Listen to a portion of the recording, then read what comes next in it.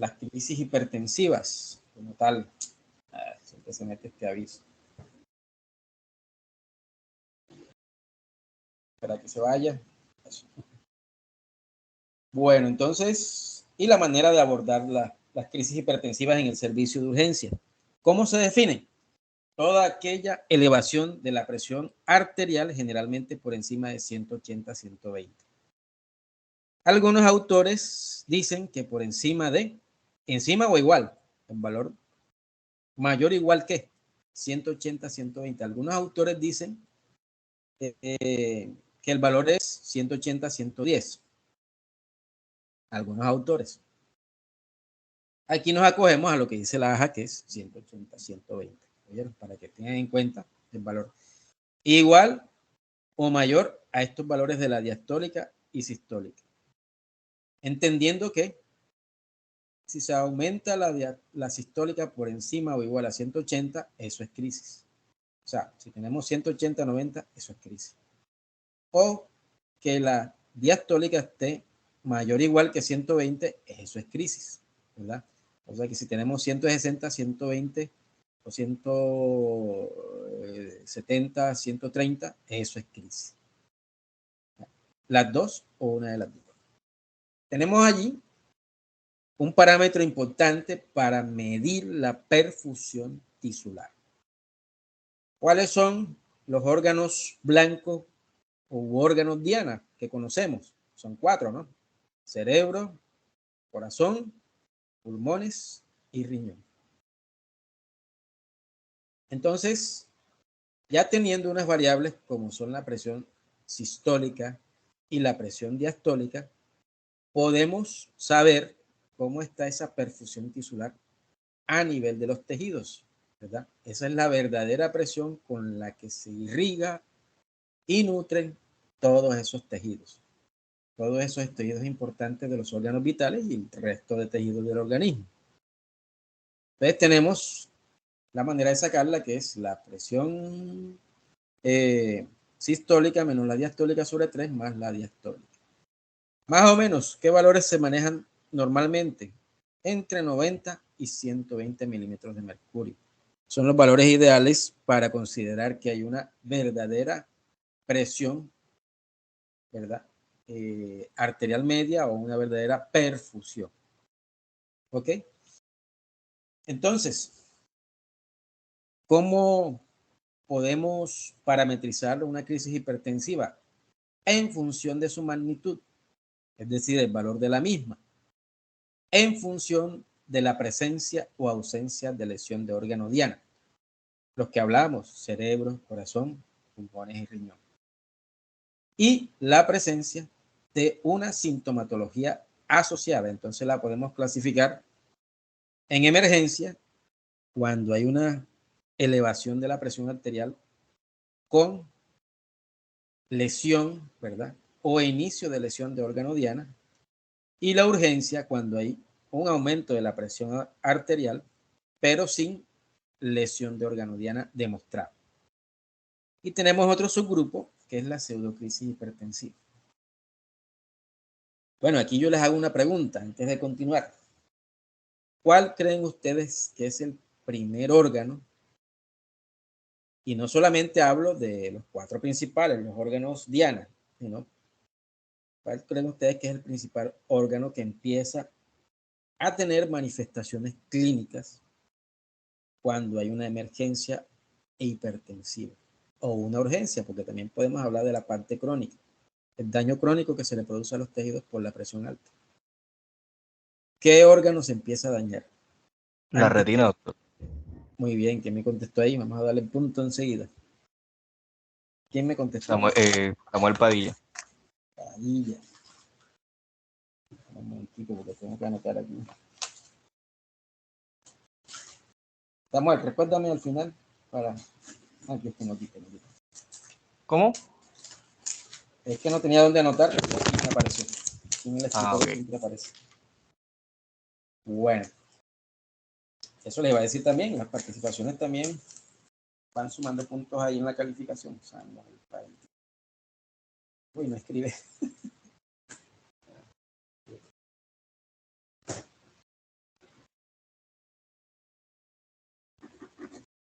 Muy bien. La retina. La vasculatura de la retina se empieza a dañar, se empieza a desmejorar. Y por eso es que es importante, Samuel, hacer qué examen, que ya ese examen prácticamente, cuando hablamos de la consulta médica, prácticamente pues muy poco lo realizan. ¿Qué examen podemos Sí, decir? no, Hombre, hay un daño aquí por la presión alta. eh, sí, o sea, pues por lo general lo que se pide es observar los vasos sanguíneos para ver la tortuosidad o la deformidad que llegan a tener. Entonces, lo ideal para eso es el fondo de ojo. Muy bien, otro punto. Sí, señor. Excelente. La fundoscopia. La fundoscopia es importante y es un examen clínico que nos ayuda a determinar si esa lesión que está produciendo la hipertensión es aguda o es crónica o es subaguda. Ahorita vamos a ver una gráfica donde pues, hay una diferencia entre ese tipo de lesiones, pero muy bien. Es ahí donde podemos determinar si el paciente, ¿verdad? Es un paciente hipertenso crónico. Entonces, ahí podemos descartar la cronicidad de la hipertensión como tal. Tenemos este grupo que es el grupo de la pseudocrisis. Ahora vamos a mirar ejemplos, en los cuales pues el paciente consulta, le encontramos la presión alta, pero no es hipertenso. Entonces, ese examen que nos dice Samuel nos ayuda a determinar si es que realmente ese paciente, por no ir al médico, por no hacerse tomas frecuentes de la presión, sea un hipertenso crónico realmente, ¿verdad? Entonces, este paciente de la pseudocrisis no lo podemos dejar como cabo suelto, o sea, se le bajó la presión y listo, se va para la casa. Sí, se va para la casa cuando mejore la presión, cuando trataste el factor emocional, ¿verdad? Que la causó aparentemente, pero a ese paciente hay que mandarle un mapeo. ¿Ya? Hay que mandarle un Doctor, mapeo. Sí, o sea, para recapitular, la pseudocrisis es cuando hay algún componente emocional que hace que a la persona se le eleve la presión, pero no tiene algún trastorno de base conocido. correcto, muy bien. Ok. Así es. No lo pudimos haber dicho mejor, claro que sí. Es ese paciente que te consulta, la presión en 200, 110, pero te manifiesta que no es hipertenso. Le haces la fundoscopia, listo, no encontraste de pronto una lesión seria, un papiledema, las hemorragias en llamas que uno encuentra en pacientes crónicos.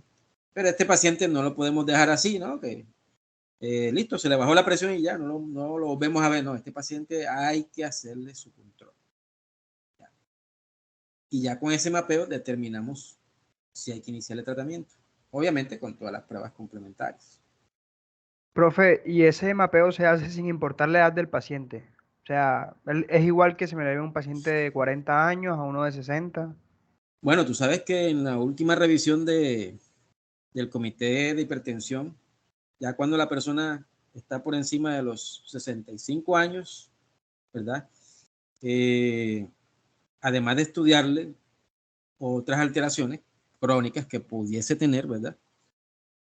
Sabes pues que ya el manejo con este paciente es un poco diferente. Y este paciente, pues por la misma condición de la vejez, la misma alteración que produce pues el tiempo, ¿verdad? O los años de la persona, uno realmente envejece por los vasos sanguíneos. Nosotros empezamos a envejecer por las venas y las arterias, y por las arterias con mayor incidencia, ¿verdad? Entonces, en tratamiento, por ejemplo, si uno revisa en pacientes mayores de 65 años, ya no recomiendan monoterapia, sino empezar con terapia ya conjugada, ¿ya? Porque tienes que tratar por lo menos más de un receptor, porque sabes que ya a esa edad, ponerle monoterapia, pues a corto plazo ese paciente ya vas a tener que ponerle el otro medicamento antihipertensivo. Entonces es mejor empezar con terapia conjugada. Y sí, con respecto al tiempo, la edad, eh, mm, ese mapeo que se le hace, hay que buscar qué otras cositas pueda tener este paciente. Entonces, dentro del ingreso, te lo voy a poner así, del ingreso del paciente que vas a empezar a controlar la presión. ¿Qué es mandatorio? Uno le manda una serie de pruebas porque hay que descartar si no es diabético. Hay que descartar si no tiene dislipidemia. Entonces, listo, le encontraste la presión alta. ¿Sabes que se requieren cuántos valores para determinar que es hipertenso?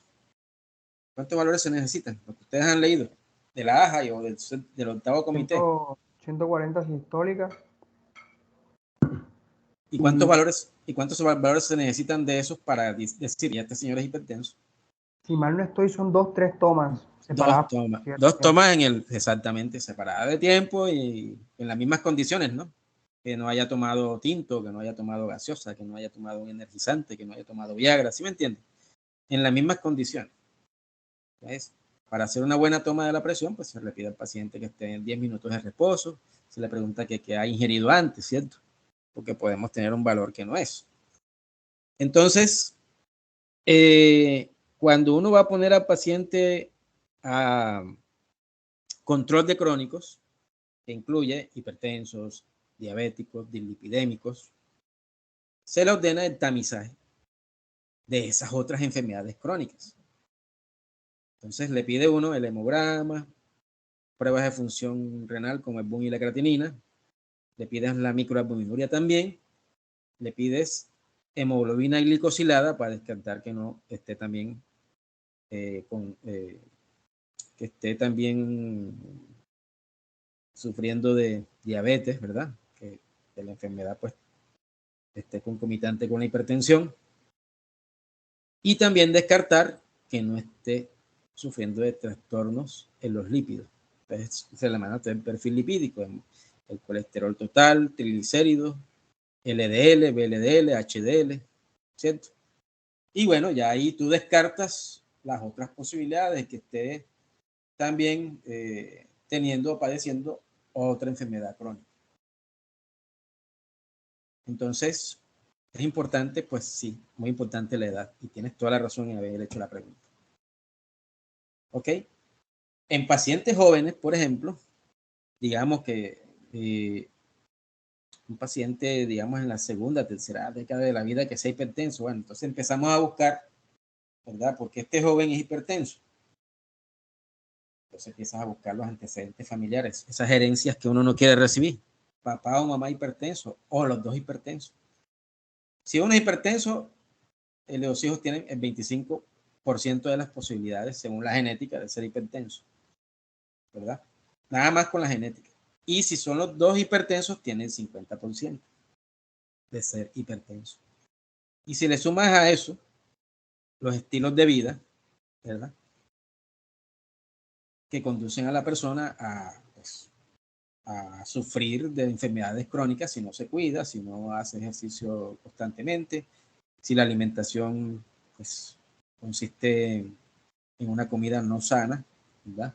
Llena de grasas saturadas. Bueno, todo lo que ustedes saben, pues ahí ese es otro de los factores de riesgo modificables que inciden en que el paciente sufra de una enfermedad crónica.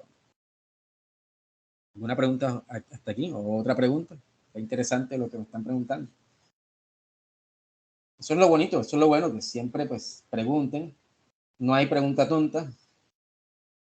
No hay ninguna interrogante que no sea importante aquí. Todo se debe preguntar, muchachos, no si les dé pena. Yo siempre les he dicho, perdón, ahora te di la palabra, porque después no se los digo. Uno, cuando está empezando en esto, uno cuando va a una institución como persona nueva, como les digo yo, Pollito está ingresando ahí al hospital, no les dé pena de preguntar a la enfermera, no les dé pena de preguntarle al auxiliar. Yo es la hora y todavía, ya con lo viejo que estoy, y tengo que preguntar ciertas cosas que no sé o no me acuerdo, se me olvida. A los enfermeros. Afortunadamente, en la mayoría de ellos uno encuentra gente que te colabora. Muy pocos que no, pero la mayoría, afortunadamente. Cuéntame. No sé si de pronto usted va a estar hablando más adelante sobre eso, pero hubo algo que mencionó que sí, bueno, quería un poquito más de profundización sobre eso. Claro, dígame. Y es sobre la parte de la monoterapia o en su Ah, efectiva listo. farmacia en Bien, los bien, sí, voy pacientes a hablar. hipertensos. Claro, claro, voy a hablar de eso. Sí, señor, cómo no. Ok. Precisamente aquí el enfoque para ustedes a estas alturas, porque ya ustedes son estudiantes que vienen estructurados, ya tienen 10 semestres encima, ya ustedes han estudiado la fisiopatología de las enfermedades crónicas, por lo menos las que más frecuentemente tratamos, ¿verdad? Y la idea de este curso, de esta rotación, es que usted considere esa fisiopatología que ya usted sabe, que el médico que sabe fisiopatología sabe medicina, pueda hacer un diagnóstico lo más certero con la clínica del paciente y después usted confirma con laboratorios, ¿verdad? Que laboratorios para eso, reafirmar lo que estoy pensando. Hacer ese diagnóstico y a través de ese diagnóstico determinar la conducta. Si usted sabe que tiene el paciente, ya usted sabe cómo tratarlo. Entonces, ese es el objetivo de esta rotación. Entonces, sí, vamos a hablar de eso más adelante, de cómo se coloca la infusión, cómo se aplica la infusión de medicamentos vasodilatadores para las emergencias hipertensivas y cuáles son los que se colocan en las urgencias hipertensivas. Actualmente, pues hay un arsenal de medicamentos con los cuales se puede tratar las crisis. Ahorita los miramos. Ejemplos de emergencia hipertensiva. Entonces ya sabemos que en la emergencia, para clasificarla, tiene que haber inicio de el daño de órgano blanco o el daño ya establecido. Entonces aquí tenemos la encefalopatía hipertensiva, esas crisis hipertensivas en las cuales ese paciente viene con dolor de cabeza, viene con mareo, viene con vértigo, ¿verdad? El síntoma más preponderante es la cefalea. El paciente puede terminar en aquello que se llama síndrome de hipertensión endocraniana. Tiene tres parámetros, ¿no? ¿Cómo les diré? Tres signos y síntomas, los cuales nos dan el diagnóstico, que es la cefalea, la hipertensión y el otro de lo que estamos hablando, hacerle la fundoscopia al paciente y ver papilledema. Ese es un síndrome de hipertensión endocraniana. Claro que yo en un paciente, eso sí les digo, que me presenta crisis hipertensiva y cefalea, yo me voy más profundo, yo me voy a lo peor. Digo, bueno, se rompió un vaso, que no vaya a ser una hemorragia subaracnoidea o que no vaya a ser una hemorragia intraparenquimatosa del cerebro. Yo con este paciente en primer nivel no me quedo. Porque este paciente hay que hacerle sus exámenes imagenológicos para descartar que no haya nada de arriba que haya sufrido daño. Oye, hipertensión grave con ictus isquémico o hemorragia cerebral. Bueno, es parecido a lo que estoy hablando. Si el paciente presenta manifestaciones de déficit motor y sensitivo, ya. Usted aplica la escala de NICE, y ese es el otro tema que vamos a hablar, que es el código ACV, cómo abordar un posible ACV en el primer nivel y segundo nivel. Si usted hace sospecha de un ictus isquémico, de un ACV isquémico establecido, una hemorragia cerebral con hipertensión grave, que a pesar del manejo que usted le está haciendo no mejora, es mejor remitir al paciente. Insuficiencia del ventrículo izquierdo hipertensiva. Bueno, ahorita miramos el ejemplo más adelante. Ustedes saben pues que las insuficiencias cardíacas, dentro de los parámetros diagnósticos, en la parte de paraclínicos está el ecocardiograma, ¿verdad? Que es el que realmente es el que nos da el diagnóstico de una falla cardíaca. Una fracción de eyección por debajo del 40% y al paciente podemos clasificarlo como una falla cardíaca. Hipertensión con síndrome coronario agudo, tema de seminario. Generalmente, esos cuadros anginosos, sospecha de un síndrome coronario, se presentan con crisis hipertensiva. Entonces también vamos a abordar, y ese es el otro tema, ¿verdad? Perdón, ese es un tema de seminario, ¿sí? Que deben abordarlo en la parte de manejo, precisamente porque la mayoría de los casos se presentan con crisis. Hipertensión y disensión aórtica. ¿Cuál es el problema de la disensión aórtica, muchachos? ¿Qué piensan ustedes de eso? ¿Cuál es el problema de la disensión aórtica? Diga. La calidad del sangrado, o sea. ¿Y qué se puede presentar? Cuando hay una disensión aórtica quiere decir que se diseca, pero ¿se diseca qué? La íntima se desprende prácticamente. Se desprende. Bueno, entonces me habló la dama. ¿Cómo que es el nombre de la dama? María Laura. María Laura. Y creo que habló fue José Yepes. José Yepes. Aquí para José Yepes. Desprendimiento de la íntima. ¿Y qué puede pasar si yo no controlo la presión alta? Que dicha diserción se vaya extendiendo, sea hacia proximal o hacia distal. Sí, señor. Una hemorragia, ¿cierto? Una hemorragia. El desprendimiento de la íntima. Se puede meter la sangre ahí. Entonces, ¿qué hacemos para prevenir eso? Controlamos presión arterial y controlamos gasto cardíaco. Eclampsia y preeclampsia, ustedes son expertos en eso. A estas alturas ya ustedes han visto, ya rotaron por ahí, ¿no? Las embarazadas. Sí, doctor. Las gestantes, ustedes saben más de eso que yo. La hipertensión acelerada y maligna. Con preocupación, pues uno ve el aumento de casos en que, a pesar del arsenal que se usa para tratar de controlar las presiones y llevarlas a unos niveles óptimos, hay pacientes, y eso lo vi, pues es la percepción que tengo, que aumentan los casos de pacientes que es difícil el manejo de la presión arterial. Les pones tú nitroglicerina, se lleva a los 72 horas con nitroglicerina, 4, 5 y 6 antihipertensivos y esa presión por el cielo. Descartar algún problema de anatomía renal, primero que todo.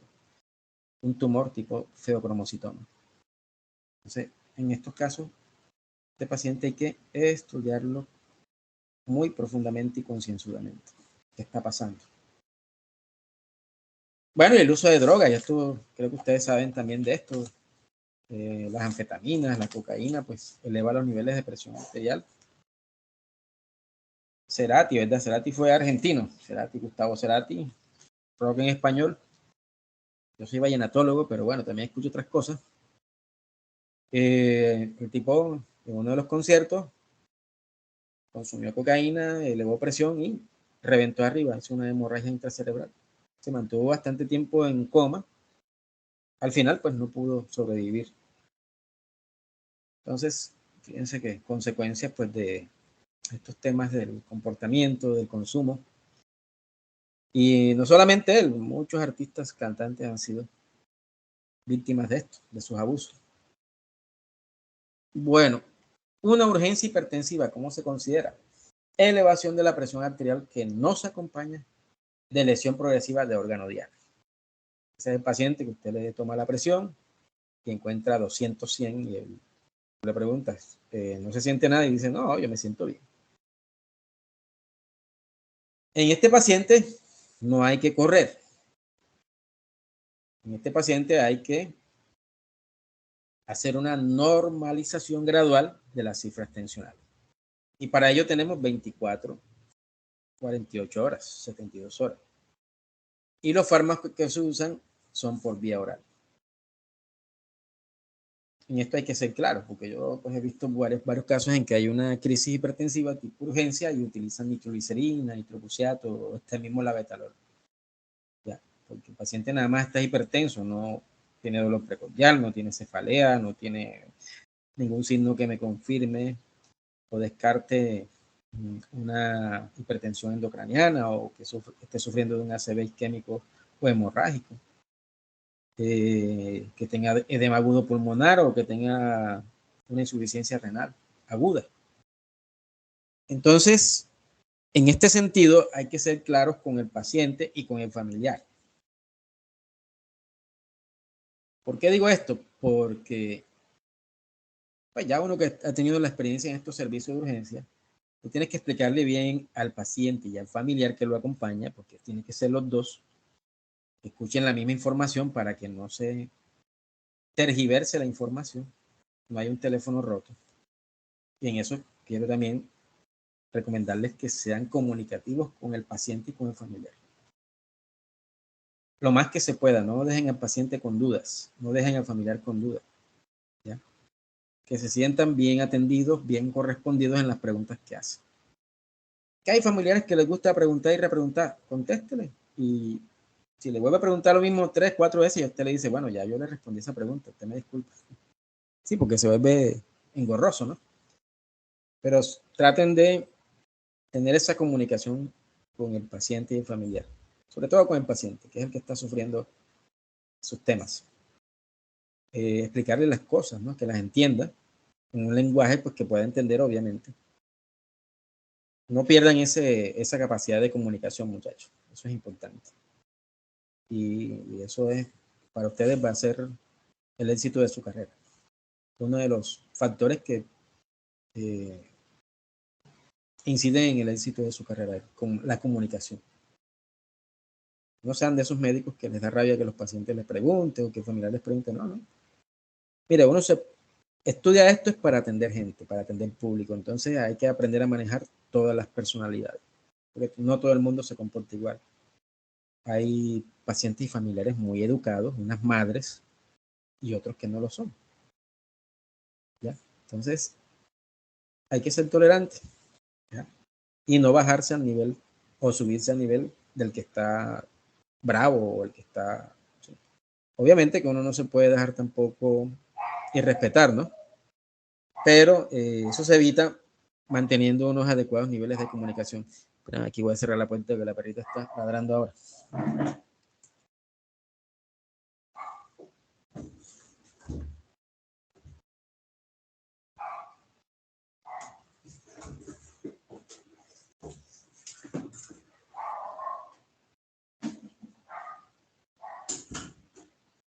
Bueno, entonces ya sabemos que en las urgencias se requiere normalización gradual, pero en niveles de presión arterial, pero con fármacos vía oral y semivida media o larga.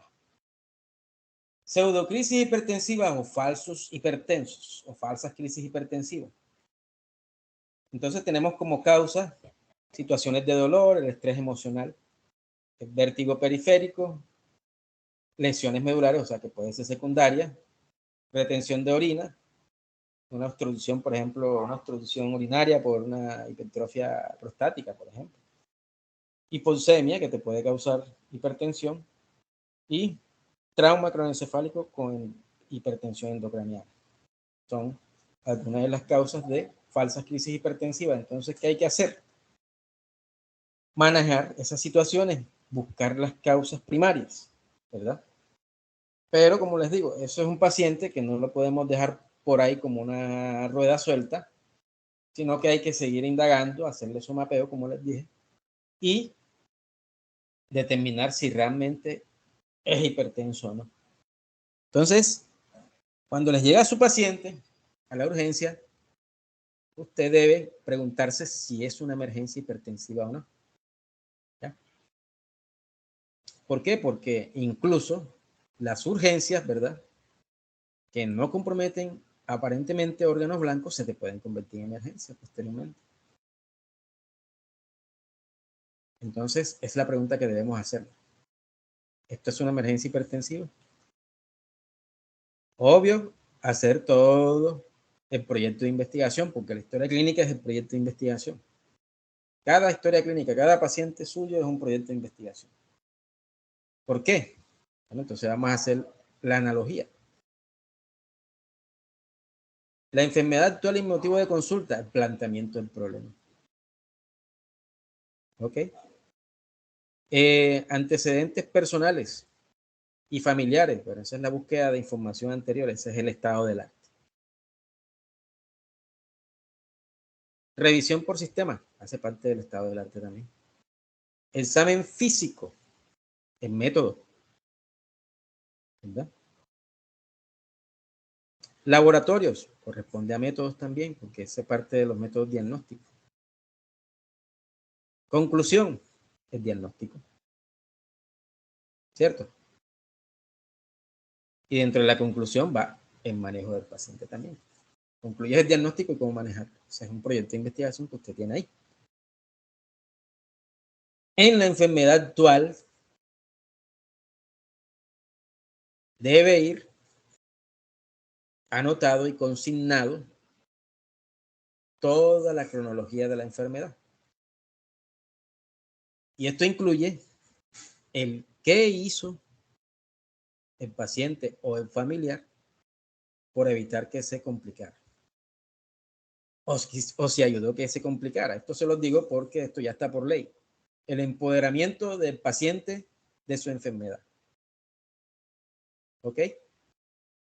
Porque bueno, nosotros somos quienes lo recibimos, nosotros somos la puerta de entrada al sistema cuando recibimos un paciente en urgencia.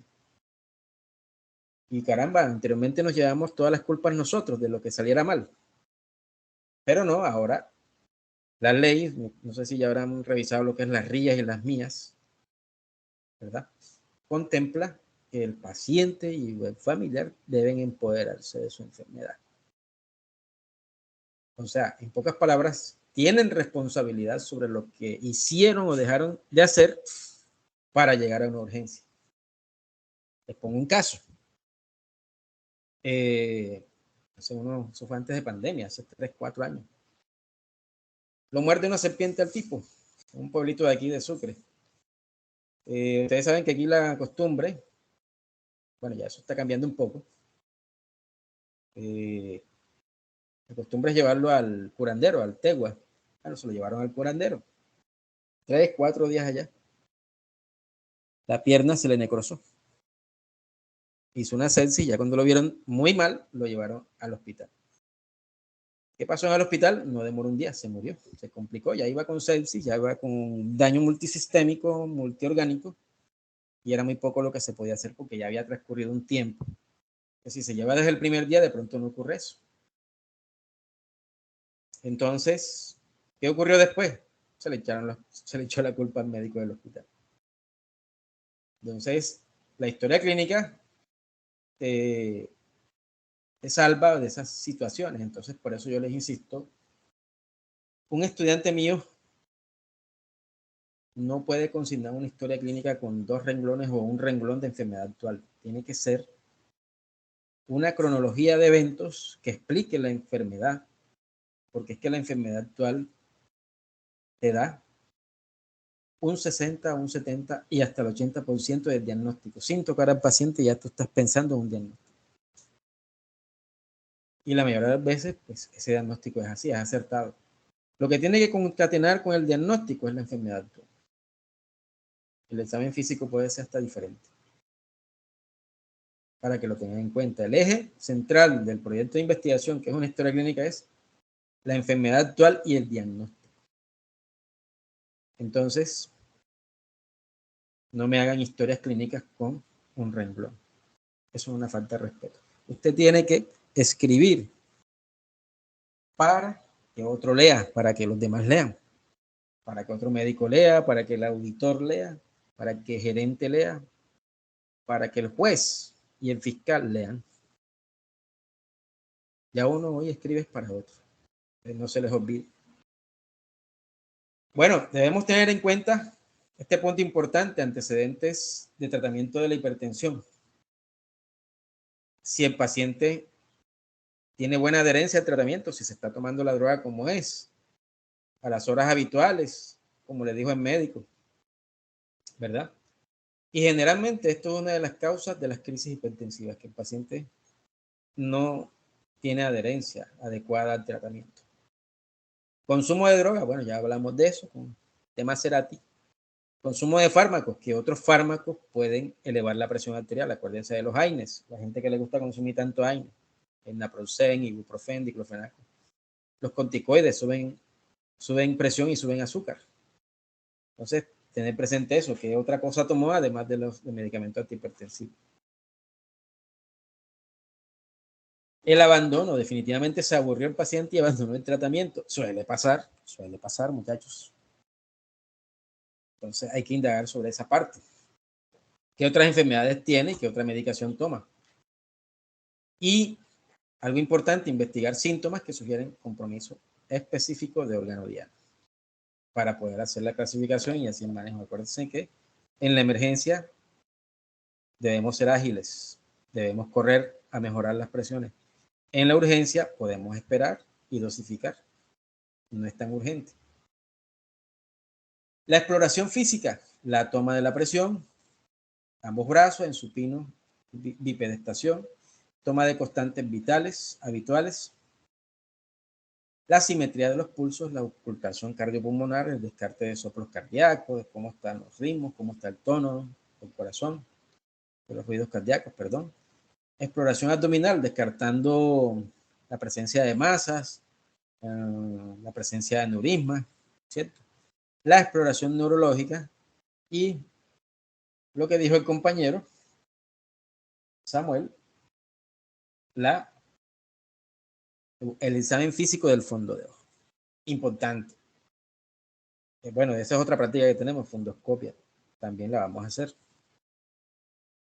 Entonces, teniendo eso en cuenta, esto, ¿qué será? ¿Una hipertensión de novo, una hipertensión crónica o un no hipertenso?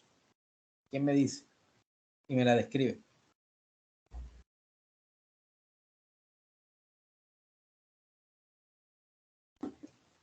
¿Ustedes hicieron fundoscopia? Doc, ¿Ustedes hicieron fundoscopia, perdón? Sí. en O sea, tercer semestre hicimos algunas prácticas sobre eso. O sea, ¿vieron lo normal de una fundoscopia? Eso es a lo que me refiero. Sí, más o menos estuvimos Sí. Okay. estudiando sobre eso. ¿Quién me está hablando? Esteban Morales. Esteban, cuéntame. Bueno, Doc, en este caso, yo me atrevería a decir de que se trata de un paciente con hipertensión arterial por las arterias que según ¿Pero veo... cuál? ¿Hipertensión de nuevo? ¿Hipertensión no tan crónico? ¿O hipertenso crónico como tal? ¿O una crisis hipertensiva? O no, más bien corrijo, para mí es una hipertensión más bien de nuevo, iba a decir crónica, pero corrijo porque, bueno, el hallazgo principal No, de cuando... no, ibas bien. Ibas bien. Devuélvete. No la Ok, embarres. ok. Entonces sería por las arterias que se encuentran más que todo en la periferia, que están disminuidas de diámetro. Bien, perfecto. Ajá, ¿y qué más ves ahí?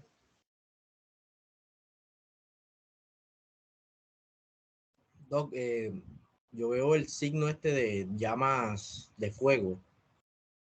Muy bien, ¿quién me habló ahí? Argemiro. Argemiro. También que hay como lo que llaman manchas algodonosas. ¿Quién me dijo eso? José Sánchez, doctor. José. Hay dos José, Sánchez y Yepe. Sí, señor. José Sánchez. Muy bien. Excelente. Bueno, este paciente es un paciente crónico, muchachos, que está haciendo una crisis. Es un señor que seguramente no se tomó la medicación, dejó de tomarla y pasa esto. O es un señor que abandonó el tratamiento, o es un señor o una señora, puede ser también, que es hipertenso, pero nunca se ingresó a control, nunca fue médico y termina en estas cosas. Patrón algodonoso, sí señor. Signos de inflamación. Aumento del tono de las arteriolas, lo que dijo el compañero. Se vuelven más rojas y el color es bastante pronunciado. Hemorragias en llamas. Hemorragias en llamas. Acuérdense que esas arteriolas son vasos fenestrados. Ustedes saben que los vasos sanguíneos no son, como por poner un ejemplo, una manguera, que una manguera pues se supone que no tiene huecos, ¿cierto? Acá sí, los vasos sanguíneos son fenestrados, es por donde pasan moléculas, pero si se produce un daño, ¿verdad? Como en la hipertensión, que se empieza a dañar todas estas capas, la capa endotelial, la capa media, y sucede la extravasación. Se sale la sangre de donde no debe salirse. Se sale la sangre y aparece esas hemorragias en llama. Y el papiledema. Es la papila, ¿verdad? Que es por donde sale el nervio y salen los vasos sanguíneos.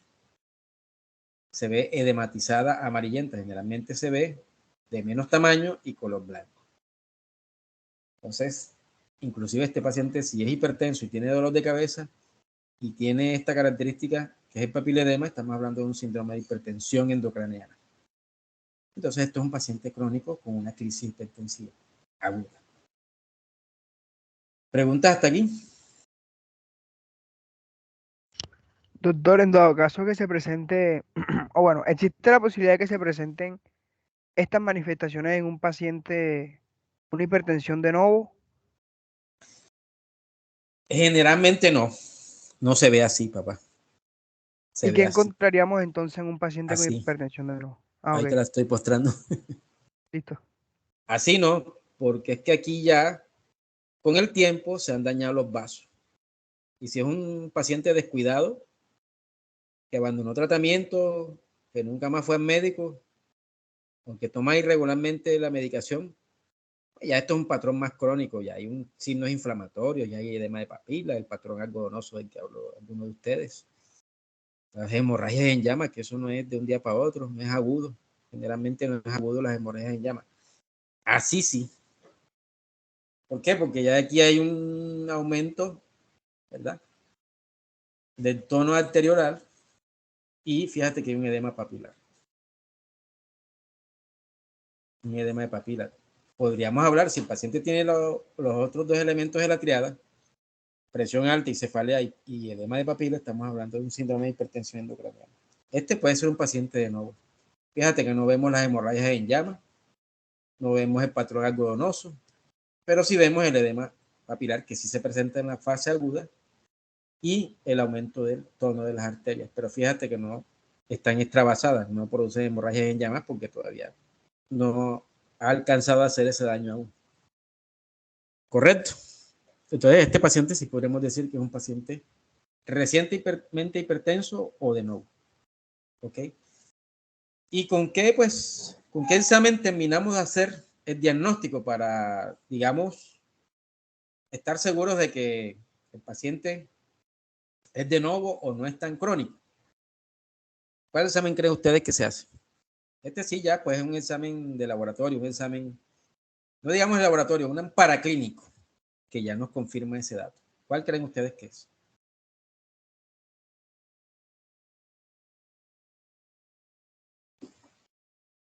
El ecocardiograma, ¿cierto? ¿Por qué? La dilatación ventricular, la hipertrofia ventricular también. Eso, ¿quién me habló? ¿Quién me habló? Esteban Morales. Ahí conociendo las cosas. Vamos a ver. Listo, otro puntico para Esteban. Exactamente, esa cronicidad de la presión alta, de la hipertensión, va aumentando, va hipertrofiando el ventrículo izquierdo. Entonces, si tú encuentras ese engrosamiento, esa hipertrofia ventricular izquierda en ese paciente, quiere decir que ya viene hace ratito con la presión alta. Pruebas complementarias. Lo que necesitamos, pues, para saber si no hay lesión de órgano diana, principalmente, que nos muestre que no hay lesión de órgano diana. Entonces, en pacientes asintomáticos se sugiere, pues, que no se necesitan esas pruebas complementarias. Sin embargo, muchachos, pues mi recomendación con mi experiencia es que por lo menos en ese paciente con crisis hipertensiva tipo urgencia, hazle un electrocardiograma y una glucometría, no se pierde nada. Está dentro del protocolo de manejo de cualquier institución. ¿Ya? Es mejor, o sea, si el paciente está asintomático, pues mejor no, por tranquilidad nuestra, ¿no? De todas maneras, hacerle un EKG y una glucometría para ver cómo está la cosa. Pruebas complementarias, cuando hay signos y síntomas, ¿verdad? Ahí sí, muchachos, con todo lo que tengan a la disposición. El hemograma completo, las pruebas de función renal, glicemia, mira cómo está el sodio, cómo está el potasio, cómo está el calcio. Y dependiendo cuál es la sospecha de lesión de órgano diana, tú envías el examen específicamente. Es decir, si viene con dolor precordial, el EKG, ¿verdad? Que no pela, no falla.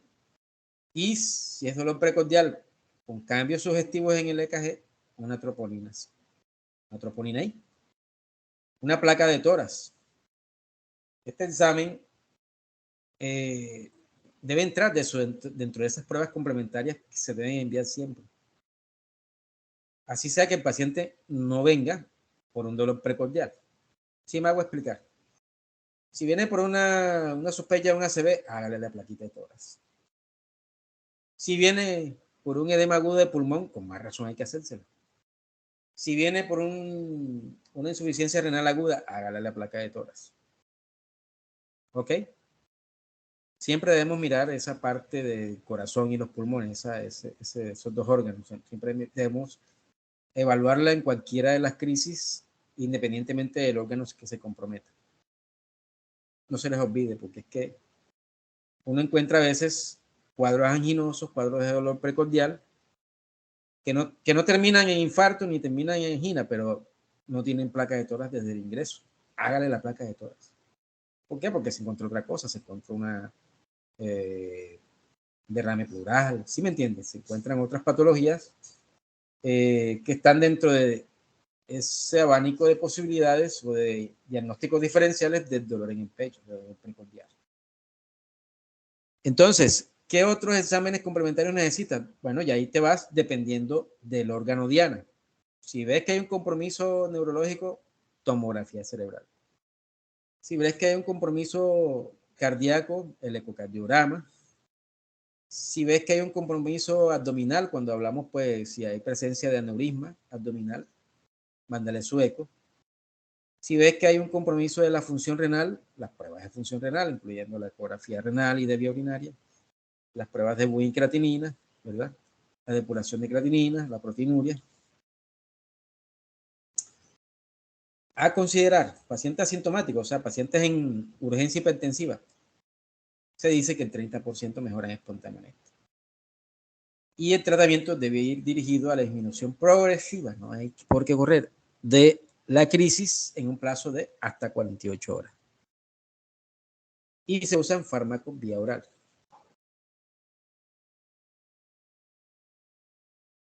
Tratamiento no farmacológico de esa crisis hipertensiva tipo urgencia. Reposo al paciente, debe estar en un ambiente relajado, pero eso en una urgencia no es, como que no es muy posible, ¿verdad? Ambiente relajado, bueno, eso es lo que recomiendan, por espacio de hasta 1 hora. Tratar causas desencadenantes, el uso de la vía oral. ¿Y cuál es el fármaco que tú vas a elegir? Que es una de las preguntas que me hicieron ahorita al principio. Debe ser un fármaco, preferiblemente si es hipertenso ya, crónico en manejo, el fármaco con el que viene el principal. Si es un ARA2, pues utiliza ese ARA2. Digamos, losartán viene tomando una dosis de 50 miligramos cada 12 horas, pues utiliza la dosis máxima, 100 miligramos en la primera toma. Y repetir cada hora la toma de la presión, ¿verdad? Y si persiste alta, pues darle ese mismo fármaco 2 o 3 veces. O sea, tú le das la primera dosis, le mides la presión a la hora y todavía sigue alta, bueno, dale la segunda dosis. Le mides la presión a la tercera hora y sigue alta, dale la tercera dosis. Ustedes recomiendan 2 a 3 veces. ¿Qué recomiendo yo? Que a la segunda, yo no espero la tercera,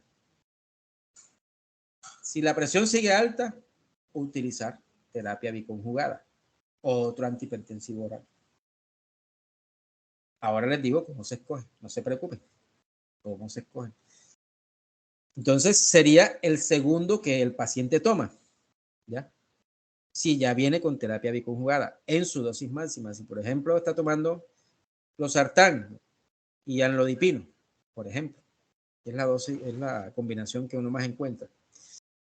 La dosis máxima de losartán, los 100 miligramos, y la dosis máxima del amlodipino, que son 10 miligramos, en una sola dosis. Entonces, si a la segunda vez el paciente persiste hipertenso, entonces el losartán más el amlodipino, ya aquí le empiezas terapia biconjugada. Acuérdate que tienes 2 días para bajarle la presión. Ya vamos a mirar cuál es el arsenal de medicamentos antihipertensivos.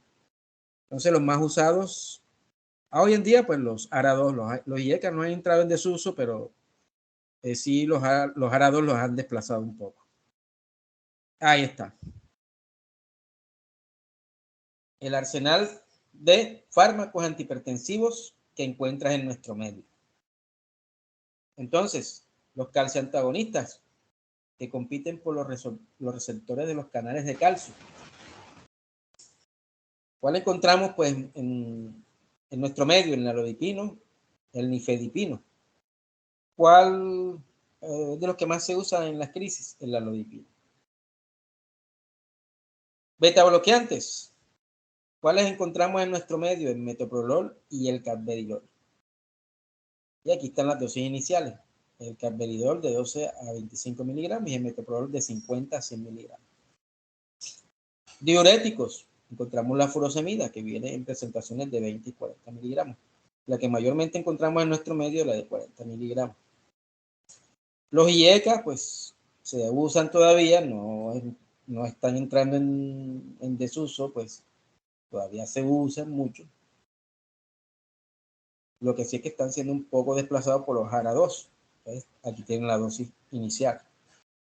Y los ARA2, que son los que más se utilizan actualmente para el manejo de las crisis, el losartán, el iversartán y el carbesartán. ¿Cuál encontramos más en nuestro medio? El losartán. Y el valsartán también lo encontramos en nuestro medio. El valsartán viene de 80 miligramos, 160 miligramos, 320 también. Y el losartán lo encontramos de 50 y 100 miligramos. Los alfa bloqueantes, como la doxazosina, de 4 miligramos, de 1 a 4 miligramos en dosis inicial. Pero en nuestro medio encontramos la prazosin, que viene en presentaciones de 2 miligramos y la dosis inicial es 2 a 4 miligramos. ¿Ok? Entonces la pregunta, profesor, pero entonces, ¿cómo hacemos las combinaciones? ¿Cómo empezamos? Bueno, entonces, llegó el paciente en una urgencia hipertensiva. Entonces ustedes averiguan qué está tomando, listo. ARA2, por ejemplo. No, estoy tomando los sartán, usted empieza con los 100 miligramos. A la segunda hora, si sigue la presión alta, 100 miligramos. A la tercera hora, si sigue con la presión alta, entonces esos 100 miligramos y le juntamos, le añadimos en la nalodipina, 10 miligramos. Sigue con la presión alta, ¿cuál sigue? Los beta bloqueantes. Sigue con la presión alta, ¿cuál sigue? Los diuréticos. Sigue con la presión alta, ¿cuál sigue? Los alfa bloqueantes. Sigue con la presión alta, estudiamos al paciente. ¿Ok? Ese es el algoritmo. Se considera que los IECAS pues, tienen propiedades semejantes a los ARA2, entonces este grupo se considera como paralelo a los IECAS, a los ARA2, perdón. Pero no puedes empezar IECA y ARA2, esta combinación no la puedes hacer. Doctor. Diga. Una preguntita. Para el segundo fármaco que se debe utilizar, ¿se comienza con la dosis máxima? Sí, dependiendo, aquí te dicen las dosis iniciales, ¿cierto? Dependiendo de si la presión no la has podido controlar, dele la dosis máxima. Eso sí, tienes que estar pendiente de tomarle la presión. Cada 30 minutos o cada hora. Yo preferiría cada 30 minutos. Dosis máxima. Okay. ¿Sí? Si persiste hipertenso. Bueno, en las emergencias hipertensivas. Una preguntita antes de que comience a hablar de emergencia. Claro, en dígame. cuanto al uso, por ejemplo, de captopril en una urgencia hipertensiva, ¿la alternativa de vía sublingual es bastante viable o tendría que ser IV? Bueno, está descrito que sí, pero no la recomiendo mucho, ¿sabes? Porque de pronto el paciente pues tú sabes que la vía sublingual es absorbe bastante rápido. Entonces, como en este caso, lo ideal es ir paulatinamente bajando esas presiones y que no nos pasemos para el otro lado, ¿verdad? Lo cierto es que yo en mi experiencia, le hablo de mi experiencia, no la uso. Uso el IECA, dosis oral. 100 miligramos de captopril, 50 miligramos de captopril, vía oral. No lo mando sublingual porque se absorbe muy rápido y de pronto no se me vaya a ir paciente para el otro lado. Se me vaya a hipotensar. Aunque cada quien hace su experiencia, ¿no? Pero yo por lo menos no la uso, no la uso sublingual. Sí está descrito, muchos lo recomiendan así, pero realmente yo no lo recomiendo porque he visto casos. A mí me ha pasado también. Que empecé a usar el sublingual, pero yo veía que las presiones se bajaban súbitamente.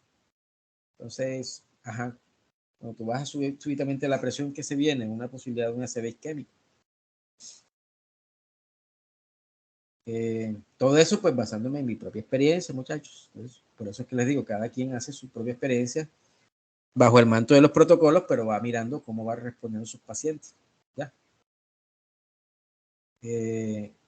Y así pues usted pues hace su propio protocolo, prácticamente. Yo muy poco la uso. Cuando la usé, vi que pasaba eso, entonces mejor preferí optar por dejar la vía oral como tal.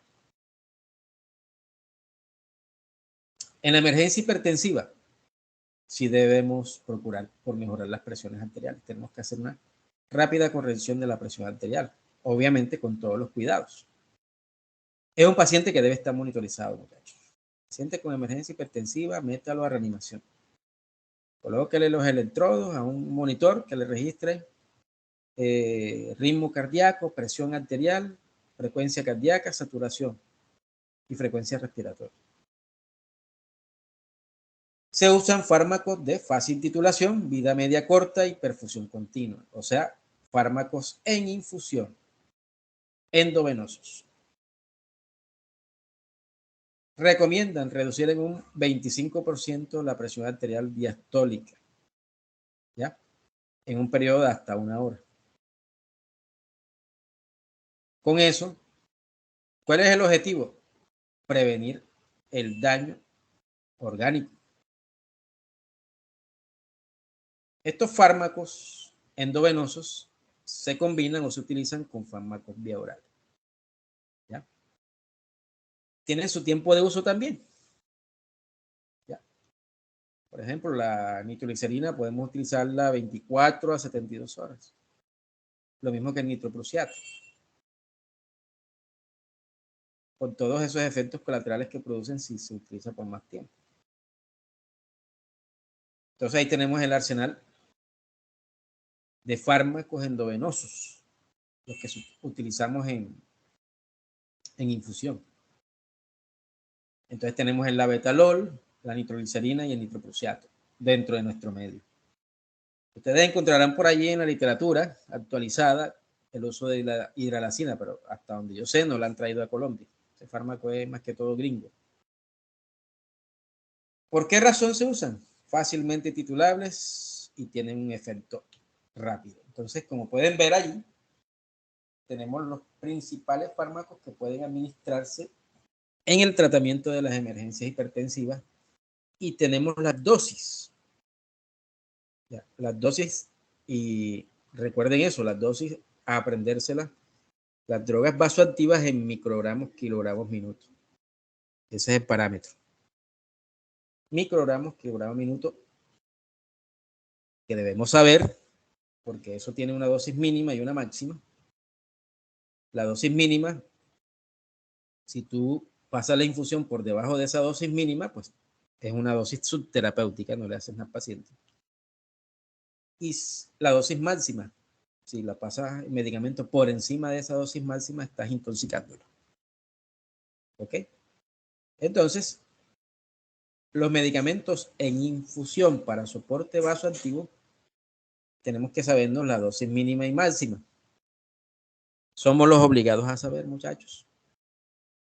por ley. Somos los obligados a saber la dosis mínima y máxima para estar en esos topes. ¿Ya? Ni muy poquito que no le haga nada y ni mucho que le haga daño. ¿Ok? Y pues, ¿qué les digo? ¿Qué les recomiendo? Las dosis mínimas y máximas de los medicamentos que uno usa constantemente en la urgencia o en el cuidado intermedio o en la UCI. Nosotros aquí realmente tenemos tres: el labetalol, la nitroglicerina y el nitroprusiato. ¿Ok? El resto, pues, la verdad, muy pocos los veo en los servicios de urgencia. Es a los que nos vamos a enfocar aquí. El labetalol, por ejemplo, es un alfa y beta bloqueante, no cardioselectivo, no se mete con el corazón. Se inicia con bolos de 20 miligramos y repetir dosis de 20 a 80 miligramos en intervalo de 10 minutos. Tú vas mirando allí cómo se comporta la presión arterial, por eso lo tienes que tener monitorizado, tienes que tener monitorizado al paciente. La perfusión de 1 a 2 miligramos por minuto, es así. Aquí está, pues, es la que es el parámetro en que se mide. Y el enfermero jefe, por allá, programa la bomba de difusión en esa perfusión. La de la nitroglicerina. La perfusión de la nitroglicerina no nos la vamos a aprender como está aquí. La vamos a aprender en microgramos kilogramos minuto. ¿Cuál es la perfusión de la nitroglicerina? Va de 0.05 a 0.5 microgramos kilogramos minuto. Esa sí necesito que la sepan. La perfusión de la nitroglicerina, la dosis mínima es 0.05 microgramos kilogramos minuto. Y la dosis máxima es 0.5 microgramos kilogramos minuto. No se preocupen, que yo les voy a explicar cómo se hace la conversión, sino para que lo vayan teniendo en cuenta. Y el nitroprusiato, y aquí lo tenemos, vasodilatador arterial y venoso, 0.25 a 0.5 microgramos kilogramos minuto. Es parecida a la de la nitroglicerina, pero un poquito más subida un poquito más alta en el límite inferior. ¿Ok?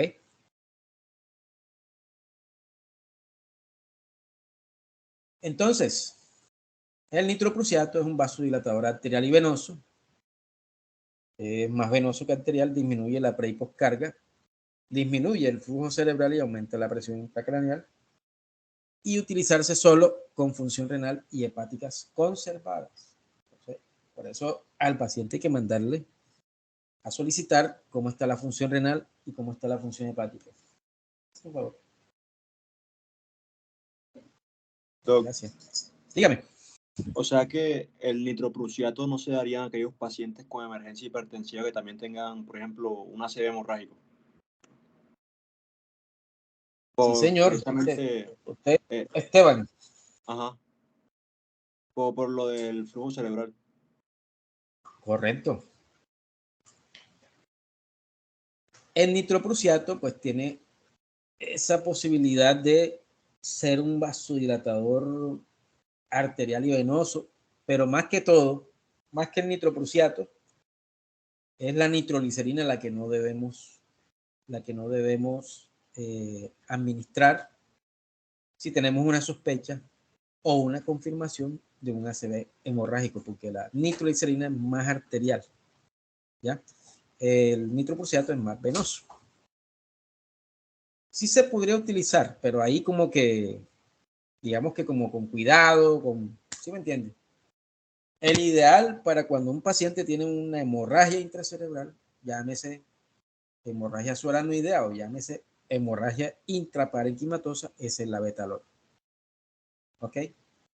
Entonces, en un primer nivel, cuando usted le llega a un paciente y usted sospecha que tiene un ACV, no le vaya a poner ni asa, ni le vaya a poner nosoparina, porque de pronto está sangrando, porque usted no tiene tomografía a la mano para saber, pero es mejor confirmar con una tomografía. ¿Y dónde se la van a hacer? En el segundo nivel y tercer nivel. Entonces, ese paciente hay que remitirlo. ¿Qué le puedes hacer? El tratamiento antihipertensivo oral y las protecciones del azúcar, la oxigenoterapia, ¿cierto? Y procurar, pues, mantener la perfusión tisular. ¿Cuál es lo ideal en un paciente que sospeche un ACV isquémico o hemorrágico? Que la perfusión tisular esté en el orden de los 90 o 120 milímetros de mercurio. Es decir, que la tensión arterial media esté entre 90 y 120. En un primer nivel, pues no puedo determinar si es hemorrágico o es isquémico. Entonces, por tanto, saco del tratamiento en el primer nivel todo lo que tenga que ver con anticoagulación. Porque qué tal que sea hemorrágico, entonces le metes anticoagulante, se aumenta la hemorragia. ¿Ok? La nitroglicerina, vasodilatador arterial muy potente. Reduce la precarga, reduce el gasto cardíaco y es el ideal en el síndrome coronario agudo. Entonces, es el que menos debes utilizar si estás sospechando un ACV hemorrágico. Y es el que más debes utilizar si estás sospechando o estás casi seguro de un síndrome coronario agudo. Doctor, Dígame. al igual, perdón, al igual tengo entendido de que si estamos frente a un infarto de cara inferior, está contraindicada, ¿no? Ah, no, sí, claro. Tienes Ok, toda la ok. razón. Ahí más bien utilizamos, digamos, no se utiliza tampoco la morfina, sino la meperidina. La morfina también, pues, produce ese robo coronario cuando es infarto de cara inferior y si le das nitroglicerina, pues empeoramos la situación. Tienes mucha razón. ¿Quién me habló Doctor, allí? Juan, José. jo- José Yepes. sí, doctor. Dígame. La pregunta iba también, digamos, en la emergencia hipertensiva, en la cual yo tenga un infarto de cara inferior. ¿Puedo utilizar el labetalol? Sí, acuérdate que no Ok, es cardioselectivo. ok, ok. Sí, señor. O sea, de los tres, el ideal si tienes el labetalol. Menos efectos colaterales, ¿cierto? Produce el efecto de manera rápida, que es controlar la presión. ¿Ok? Bueno, entonces, vamos con disensión aórtica, creo que ya lo dijimos, ¿no? Ya lo hablamos. Ictus isquémico, ya lo hablamos también. Bueno, en el ictus isquémico, pues, debemos procurar bajar las presiones, pero no bajarlas más de un 25%. Acuérdense que si bajamos mucho la presión, por debajo del valor de la tensión arterial media, o sea, por debajo de 90 mililitros de mercurio, podemos aumentar el halo isquémico. ¿Ok? En la parte de la hemorragia, que también lo dijimos ya, ¿verdad? También tratar de reducir esa presión arterial media en un 15 o un 25%. No debes bajarla mucho porque si la bajas demasiado, producen más hemorragia. Ideal el labetalol también. Aquí fíjense que el labetalol está en todo. Aquí el labetalol, aquí el labetalol. Si lo tienes, mejor el labetalol. Encefalopatía hipertensiva. Pacientes con hipertensión primaria no tratada y otras patologías que pueda tener. Hipertensión renovascular, glomerulonefritis, la presencia de un tumor, ¿verdad? Un cromocitoma y las pacientes eclánticas. Dice que de elección, pues los IECA y los, bueno, le agrego aquí los ARA2, ¿verdad? Y los beta bloqueantes. La insuficiencia del ventrículo izquierdo hipertensiva, ya lo hablamos también, ¿verdad? El ecocardiograma pues nos dice cuánto es la fracción de eyección, si está en menos de 40% ya se considera una falla cardíaca. Ustedes saben que aquí, en este caso, no puede faltar el diurético. Y se dice pues que el uso concomitante con vasodilatadores pues mejora la condición del paciente. Síndrome coronario agudo, también ya lo hemos dicho, ¿verdad? Ideal, pues el uso de la nitroglicerina, a excepción del infarto de cara inferior, como le decía Juan. Perdón, Juan o José. José, ¿verdad? Y procuramos en el síndrome coronario agudo que haya menos gasto cardíaco para digamos, disminuir esa demanda de oxígeno en el miocardio. Por lo tanto, pues, se recomienda, si se indica el vasodilatador y el betabloqueante, el uso de metoprolol o carvedilol. La hipertensión acelerada maligna, pues ya lo dijimos, también buscar las causas. Entonces, si ya lo trataste como una emergencia utilizando el labetalol, la nitroglicerina, el nitroprusiato, pues busca una causa anatómica, ¿verdad? Que sea factible y que me explique la etiología de esa hipertensión acelerada. La preeclampsia y la eclampsia, ustedes lo manejan mejor que yo. Aquí el fármaco de elección es el labetalol con el sulfato de magnesio, ¿no? A propósito, el sulfato de magnesio ya también se utiliza para los estatus asmáticos. También es una terapia coadyuvante que se ha demostrado que ayuda bastante a esas crisis asmáticas. Pues como conclusión, las crisis hipertensivas se consideran aquellos valores mayores o iguales a 180 a 120. En la urgencia no hay lesión de órgano diana, el tratamiento es con fármacos vía oral de semivida larga y tenemos un tiempo de hasta 48 horas. Y en la emergencia sí tenemos que actuar rapidito con tratamiento IV, fármacos de acción rápida y semivida corta y fácil dosificación. Bueno, muchachos, vamos a por aquí.